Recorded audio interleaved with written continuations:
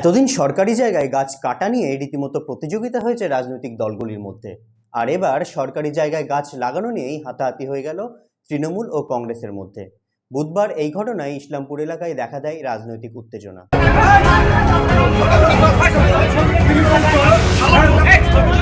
বুধবার ঘটনাটি ঘটে ইসলামপুর থানার চক হরহরিয়া এলাকায়।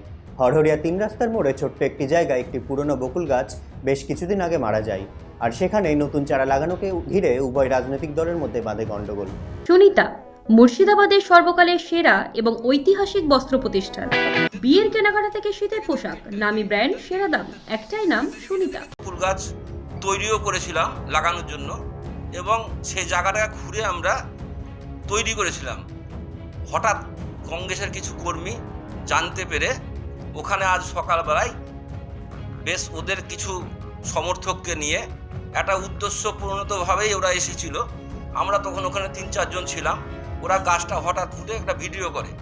আমরা গিয়ে যখন প্রশ্ন করি গাছটা কেন এখানে পোতা হলো, এখানে খোঁড়া আছে আমাদের লাগানোর জন্য, জায়গাটা তৈরি করা হয়েছে।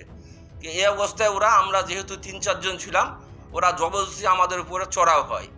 সেই ঘটনাকে কেন্দ্র করে একটা উত্তেজনা সৃষ্টি হয়। কংগ্রেসের দাবি ওই জায়গায় ওই গাছটি দীর্ঘদিন ধরে তারা পরিচর্যা করে সেখানে ইন্দিরা গান্ধী, মহাত্মা গান্ধী এবং রাজীব গান্ধীর মূর্তি স্থাপন করাও হয়েছে। হঠাৎ করে সেই জায়গার দখলদারি নিতে চাইছে তৃণমূল।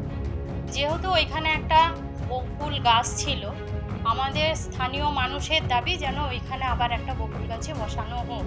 সেই মতন পরিকল্পনাও ছিল, কিন্তু কিছু বহিরাগত দুষ্কৃতী যারা এসে এলাকাকে উত্তপ্ত করতে চেয়েছে, শুধুমাত্র উত্তপ্ত করার কারণেই কিন্তু গাছটা পোতা হয়েছে। এবং এসে তারা ওইখানে আমাদের স্থানীয় মেম্বার ছিলেন, কিছু স্থানীয় লোকজন ছিলেন যাদের সঙ্গে বচসা হয়। এই বচসার ফলে হাতাহাতিও হয়। সেখানে পুলিশ প্রশাসন এসে এলাকাকে শান্ত করে। তা আমরা কখনোই এটার পক্ষপাতিত্ব নই। আমরা এটাকে কখনোই চাই না যে শান্তিপূর্ণ এলাকায় অশান্তি দাবানল বইবে। যাদের তৃণমূলের দাবি তারা নয়, এলাকার সাধারণ মানুষই সেখানে গাছ লাগানোর চেষ্টা করে, আর তা নিয়েই কংগ্রেস রাজনীতি করছে। শেষ পর্যন্ত দুই পক্ষে দুটো গাছই লাগানো হয়। তবে সাধারণ মানুষের দাবি, আমাদের দেশে রাজনৈতিক নেতাদের মধ্যে গাছ লাগানো নিয়ে এমন প্রতিযোগিতা থাকলে পৃথিবীটা বেঁচে যেত।